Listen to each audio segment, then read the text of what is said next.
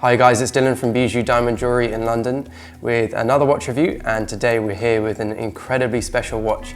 Actually possibly one of my favourite watches I've reviewed so far on this channel, and that is the Audemars Piguet Royal Oak Perpetual Calendar.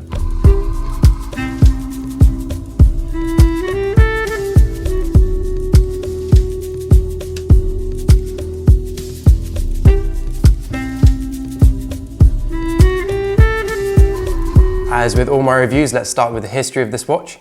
So Audemars Piguet have been producing perpetual calendars for around 100 years now. Obviously originally that's on pocket watches in the 20s, and then later on in the 1950s they started production of their first wristwatch perpetual calendars. But it wasn't until 1983 that they released the first Royal Oak perpetual calendar. Those first Royal Oak perpetual calendar references were the 5554 and the 25554. Really cool watches, but those changed over the years quite a lot, and new models were added. I'm kind of skipping a lot of time and models through this gap, but I'm going to skip straight to 2015, which is when we saw the release of this specific variation that we're looking at here today. And that is the 41mm reference, which is the 26574 reference.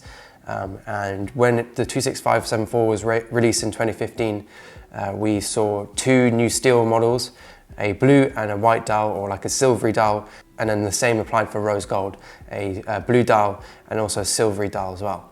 Some updates to the watch versus the previous references of the Perpetual Calendar Royal Oak were a new bigger case size. The original size was 39mm, and then this newer style from the 26574 reference was the 41mm. So much bigger case size, and in line with the rest of the range of Royal Oaks that Audemars Piguet was bringing out. That started really in 2012 when they started to bring out and revamping the range and bringing them all up to a 41mm case size. Some other changes included a new movement and some other adjustments to the bracelet and case, etc, etc. In 2017, we saw the release of the black ceramic version, which is a really cool watch. That was the most talked about watch around that time of SIHH in 2017. And then this year in 2018, Audemars Piguet released some new variations of this watch. A rose gold variation with a rose gold and blue dial, which is amazing. It's one of my favorite watches from Audemars Piguet. Another watch was the steel version with a new green dial, and also the steel version with a new grey dial.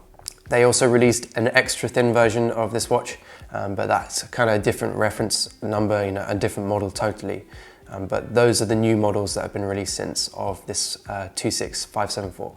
So that concludes some basic history on this watch. If you want to learn more about the history of the Royal Oak from Audemars Piguet and how that came into the collection, then go check out my Royal Oak chronograph review I did recently. Okay, so as with all my reviews, let's start with the clasp for features. The clasp on this watch is amazing. It's absolutely stunning. It's beautifully machined. It's probably the best clasp in the industry by a quite a considerable amount. It's incredibly solid, very nicely machined in terms of the way everything fits together. It's very perfect. My favorite thing about this clasp is the fact it's very low profile. Much better than the Rolex clasps where the oyster clasp kind of sticks up a little bit from the bracelet. This is completely flat and doesn't break up the design of the incredible bracelet.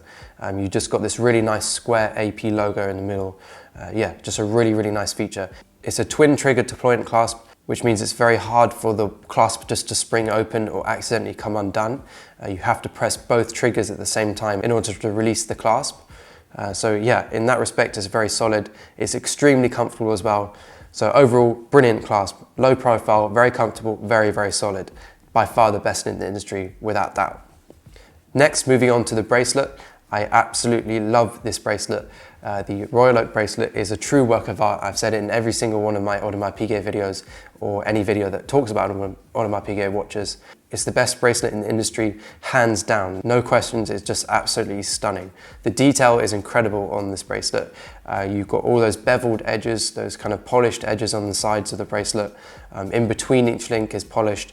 You've got obviously the brushed top, your mini plots between each link, holding everything together, brushed on top and then polished on the edges. Everything is just finished to the highest standard possible, all by hand, and it all looks absolutely stunning. When you see this bracelet in real life, you'll really appreciate what I'm talking about. It's quite hard to convey these points that I'm talking or why I love this bracelet so much on video. But yeah, you really need to see this in real life because it is truly special. The thing that really makes this bracelet incredible is because it's made up of lots of flat links or small flat links.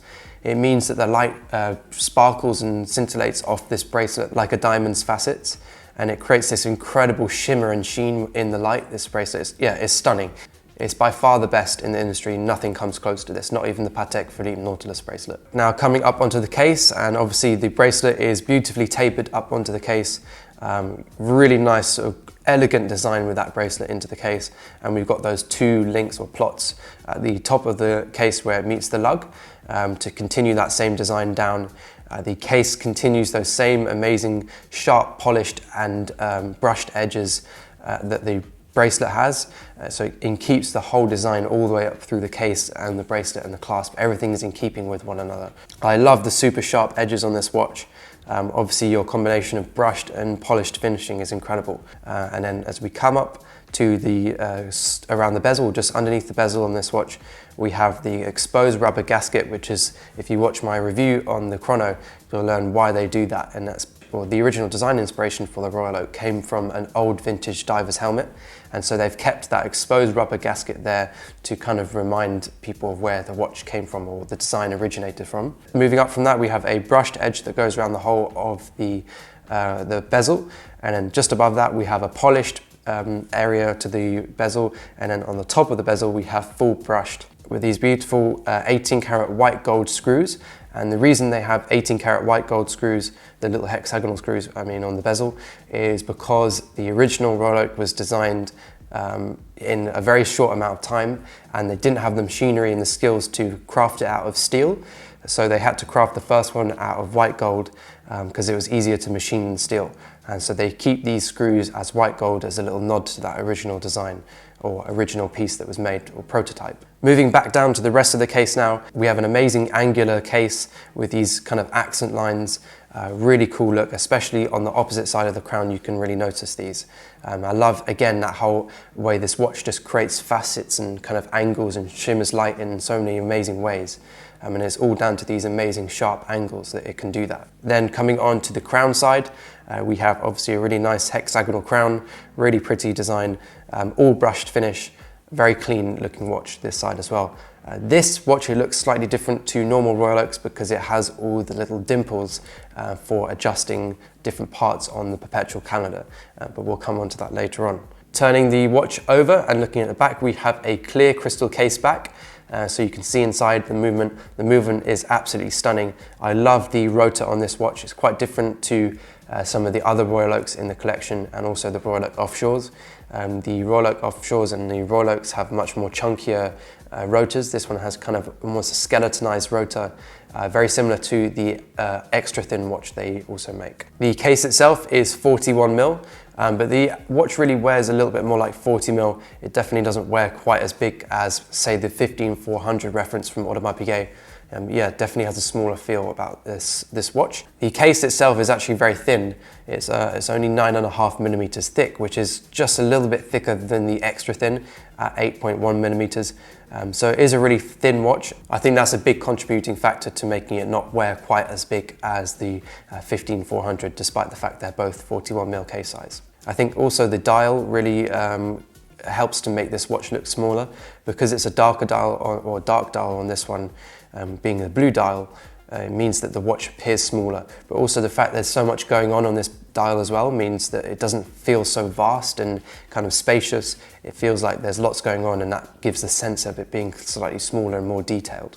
We have this amazing Grand Tapisserie dial, again machined using the same old-fashioned machine they've used for hundreds of years. Now very roughly I'll go through each of the features on this dial, but just after I've gone through all the features I'll then go into depth on how to set this watch and set up this Perpetual calendar, and obviously that will look much more in depth at each part of the dial. So overall at 12 o'clock we have our month indicator and leap year indicator. At 3 o'clock we have our date indicator. At 6 o'clock we have our moon phase indicator, and at 9 o'clock we have our day indicator. Around the edge of the dial, just inside the bezel, we have our week indicator for the year, And then obviously in the middle we have our two hands for the time. All the hands and all the indexes and finishing on the dial is all crafted from 18 karat white gold. I'm just going to come back to the moon phase here. We have this amazing moon phase, or design on the moon. The actual moon is laser etched, and that's how you create all those little amazing details on the moon, and it almost looks like an actual picture. But then around the moon we have these twinkling stars, and that's actually an aventurine crystal, or loads of aventurine crystals crushed up to create these amazing sort of little twinkly lights and facets on the dial. Yeah, it's a really special look. Definitely gives you the feel of like a night sky. It's kind of this purpley look as well, which gives that really a warm night sky feel. Okay, so now let's get on to some more in-depth features on the Perpetual calendar side of this watch, which is obviously its most important feature. Okay, so something to note with setting the Perpetual calendar on this watch is it should never be set between 3 AM and 2 PM. If you set it inside that zone, that danger zone, then it could damage the movement. So make sure you set it out of that time zone before you set your Perpetual calendar. Most Perpetual calendar watches and annual calendar watches have this same function or same danger zone, so just make sure you check in the manual from your manufacturer what the safe zone is. I'll go through the exact procedure that Audemars Piguet recommends during this video. Okay, so we're going to start by setting the time to noon. Or the reason why I'm going to do that is obviously because it's in between, like inside the safe zone. Okay, so now we are going to start at 12 o'clock and work our way around the dial. At 12 o'clock we have our month and leap year indicator. And if we look slightly closer at that area of the dial, we'll see that around the edge of that mini sub dial we have our months, and then on the inside we can see that L, 1, 2 and 3, and that's your leap year indicator. So when it's in that L sector at 12 o'clock, that sort of sector at 12 o'clock, that means you're in a leap year. And then in the 1, that means you're in 1 year after the leap year, 2, 3, etc, etc. We're currently in year 2, as we're in 2018, and leap year this time was 2016 and 2020. So we're in sector 2, and we're towards the end of sector 2 because we're in November. And we're going to use the little dimple pusher at around 2 o'clock to adjust the leap year and month. So we keep pressing it until we get around to November. And then just double check that we're in sector 2 and November. You can check the exact setting for this on the Audemars Piguet website, but obviously it's just think about when the next leap year is or when the previous one is and where you are in relation to those two, and obviously you should know the month anyway. Moving on now to the date, which is at 3 o'clock. That is adjusted using the pusher at 10 o'clock. And you'll notice at the same time it's going to be changing the day, but don't worry about that because we can adjust that later on. So once you've set your date, then you can move now on to our moon phase, which is down at 6 o'clock, and the dimple pusher for the moon phase adjustment is at 7:30. The moon phase is a little bit more complicated than the rest because you have to check that online, or just checking when the last full moon was. The easiest way to do it is to find out when the last full moon was, and every day is 2 pushes of the little dimple. So you just find, so let's say the last full moon was on the 23rd of November, which it was this month, and today is the 26th of November, so I'd have to give it 6 pushes in on the little dimple to advance it through 3 days. You can also do it through sight if you can look online. I know Patek Philippe has on their website a visual moon phase setter, so you can tell just through visually where your moon phase should be on the dial or on the indicator, but the more accurate way is just to work out when the last moon or full moon was and then advance it through the days through that. The great thing about this moon phase is it only needs to be adjusted every 122 years, which is amazing. Next we have our day indicator at 9, and the pusher for that, or the dimple pusher for that, is at 8:30 on the watch, and you push that in, same, very simple as the other parts of the watch, and change to the day. Now we're moving on to the week indicator, and the week indicator has a dimple pusher at 4 o'clock. Again, if you don't know what week we are in the year, then you can look it up online. It's very easy to find that sort of information. This will have to be adjusted every now and again when we have years with 53 weeks in them. So this is kind of the only thing you'll really have to adjust on your Perpetual calendar. It's kind of an additional feature. Most Perpetual calendars don't feature this week function. Most of the time they just have the standard other sub-dials that we see here, but this is an extra feature that Audemars Piguet added on this watch. So yeah, it's not quite as easy to maintain as a Perpetual calendar, because you have that extra complication of the week. Now, if we're in a year where there's 53 weeks, then you must adjust this in the beginning of the year in January. And then finally, after we've finished adjusting the watch, we can then move our hands, advance them through, so either back in time anti-clockwise if it's in the morning, AM, or PM, we can advance them clockwise round until we see or meet our time that we require. Push the crown in again, screw it in, and now your watch is watertight to 20 meters. Okay, so that concludes the features of this watch and how to use the watch. Just before I move on to whether or not I'd own the watch, I just want to talk about some other features to the whole experience of buying this Perpetual calendar. It's something I don't often mention, but I think it's important to mention it on this watch because it's very beautifully presented from Audemars Piguet. The watch box is different to the rest of the Audemars Piguet watches. This box is much larger. It's incredibly high quality. It's got an amazing feel to it. It's wooden. It just feels very solid. The same incredible craftsmanship and luxurious feel that you get from the watch is carried over to the presentation of the watch and the box, etc. So yeah, beautiful watch, beautiful box to go with it.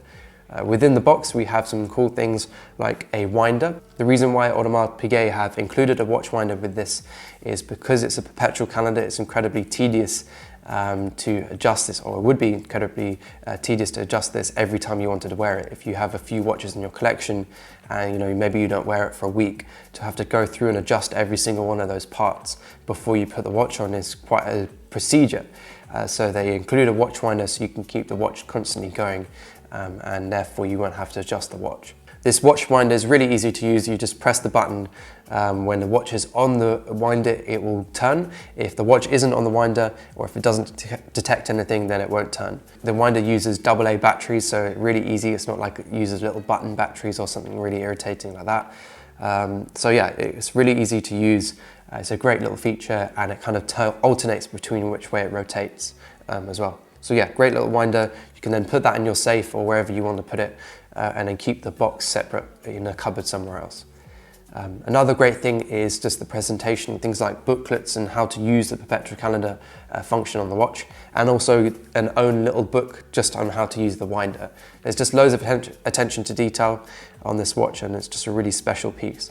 We also have a little pusher, a metal pusher to come with the watch as well, for pushing in those little dimples as well to adjust your calendar. Okay, so on to whether or not I would own this watch. I think this watch is absolutely stunning. It's one of my favorite watches I've ever reviewed. It's one of my favorite watches we've ever sold at Bijou Diamond Jewellery. I really like the rose gold with the rose gold dial they released this year, but still this is my favorite variation. I like the more subtle look to this watch. It's possibly one of the best Audemars Piguet watches in the current collection at the moment, purely because it's just understated, but it's still complicated. The feeling this watch gives you is incredibly special. It has some absolutely incredible wrist presence. The detail on the dial is so special. You will not be disappointed when you see this in real life. It's a true work of art. It's incredibly special, and it's one of the best watches in the industry. Thanks guys for watching. It's been a pleasure to review this incredibly beautiful watch. It's one of my favorite Audemars Piguets ever, and I'm sure it'll probably remain one of my favorite watches in the industry for a very, very, very long time. Let us know in the comments what you think about this Audemars Piguet Royal Oak Perpetual calendar. Would you own it with this style variation or another rose gold, maybe the rose gold variation or the green dial variation? Let us know in the comments which variation of this watch you would buy. If you're interested in this Audemars Piguet, then don't hesitate to contact us. Our details will be in the description below, and also at the end of this video. We can always call this watch into stock for you, and if we don't have the watch you're after, then we can always call that into stock as well.